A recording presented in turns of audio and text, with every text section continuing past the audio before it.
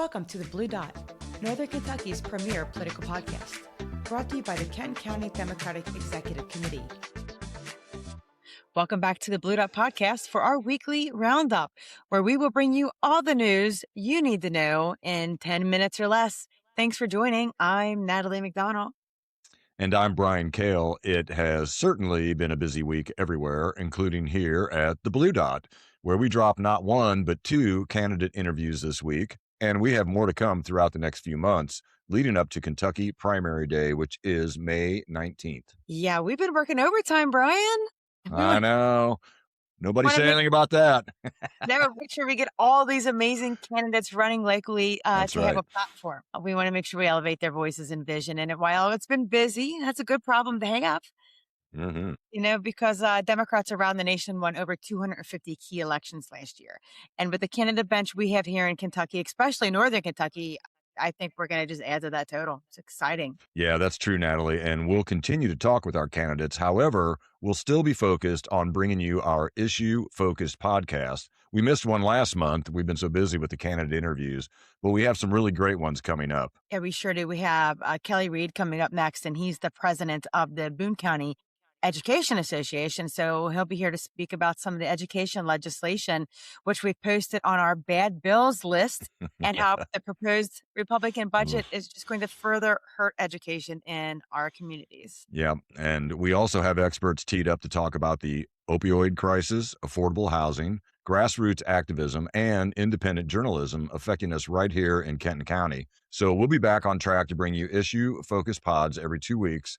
But let's get back to the news from this week. What do you have on your list, Natalie? Yeah, we have a lot going on. Well, first off, Mitch McConnell's in the hospital. So in an abundance of caution after experiencing flu-like symptoms over the past weekend, Senator Mitch McConnell checked himself into a hospital for evaluation. And as of today, his office has not released information if he is out of the hospital. So we do wish Senator McConnell a speedy recovery. We also hope that while he's in the hospital, they can help him locate his spine because he seems to have lost it. So that's just one little caveat there, but we do wish him well. Yeah. I mean, honestly, we hope he's okay, but yeah, that would be helpful if they could find that other body part that seems to have been missing for quite a while. Exactly. In other news, there is a growing number of individuals joining the Northern Kentucky Against ICE group that has been speaking out against the agreements that local jails have to detain people on behalf of ICE. This movement has led people to pack fiscal court meetings in Boone, Kenton, and Campbell counties to voice their concerns to county commissioners. Yeah, this is definitely getting some attention, and I saw it in some of the local news media. I think it might have a little bit of an uphill battle, because ICE's Delegation of Immigration Authority Section 287 of the Immigration and Nationality Act permits local jails to perform some immigration enforcement under the oversight of ICE. And additionally, Kenton County agreed to detain people on behalf of ICE last March. Campbell made the same agreement back in 2024, and Boone County has been doing this and under contract with ICE for at least the past 20 years. Yeah, I agree. But I also think that these anti-ICE groups are doing what they're doing is shining a light on the increased focus on deportations in the U.S. over the past year and the big changes this has meant for ICE. ICE is now the highest funded U.S.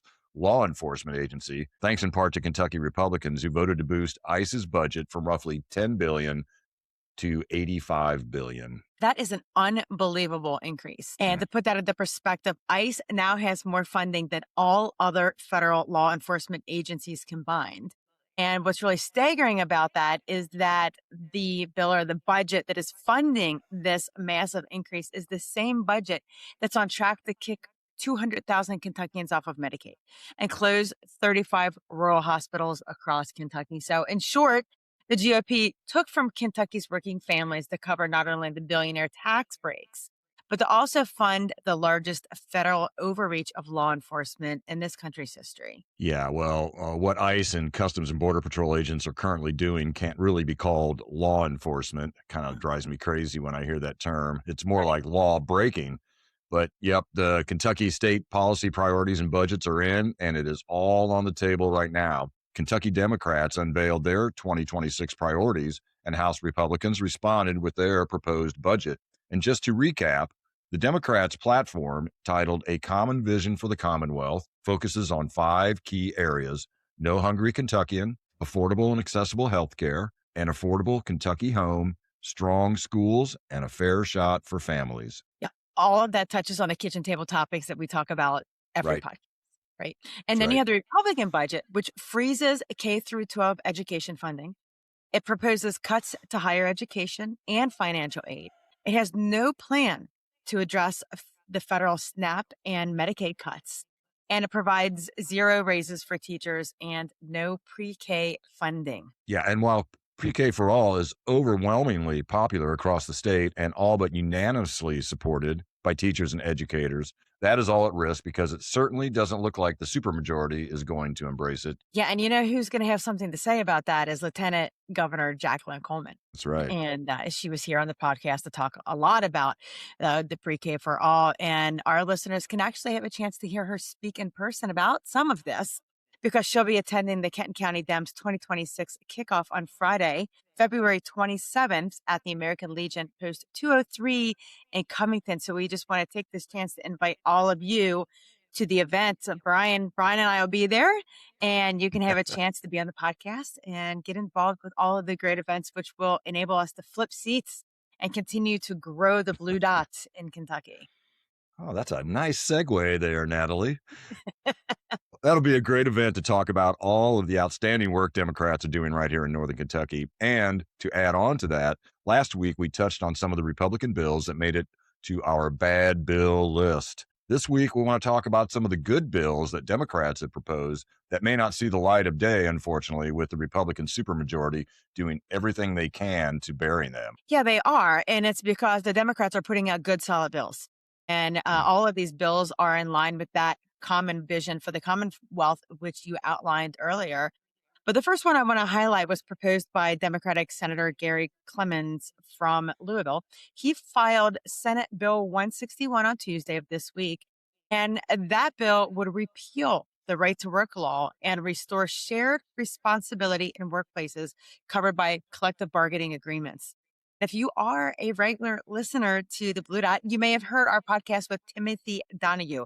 He's the president of the Northern Kentucky Labor Council, and he talked quite a bit about how these so-called right to work laws are not right at all. That's right. Mr. Donahue is pretty blunt in stating that the right to work law is essentially a union busting tactic. It enables workers to receive all of the benefits of belonging to a union without having to pay union dues. But as Senator Clemens stated, the current right to work bill has not actually helped workers. It has not raised wages or lowered the cost of living for Kentucky families. In fact, it weakened workers' ability to stand together and bargain on equal footing. Right to work drives down worker education levels and wages. The ultimate goal of right to work proponents is a lower paid, less educated, and more compliant workforce. And you know what? If we had this podcast back in 2017 when that bill was passed, it would have been on your bad bills list. That's for sure. I know. But how about you? Do you have anything on your good bills list? I do. Hey. But I have to give credit to Aaron Curran, candidate for Senate or for state representative, Kentucky House District 65.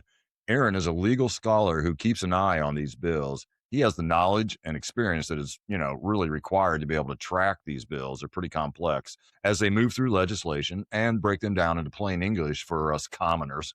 You bet.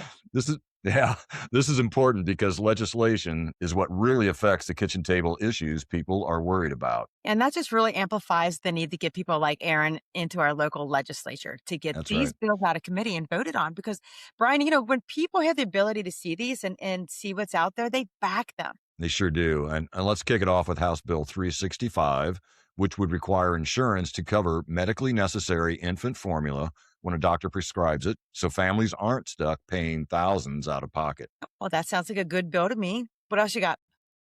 Well, 2 bills, House Bill 114 and 115, cut the sales tax on basic necessities like diapers, wipes, breast pumps, menstrual products, and incontinence products, because these aren't luxuries, they're health necessities. Yeah, absolutely. Right. And so, well, that one makes sense, Brian, too. Yeah. Hey, and while we're on a roll, House Bill 40 makes sure public schools provide age appropriate menstrual period products so kids don't miss class because their family can't afford them. Yeah, another good one. And these are just all basic needs That's right.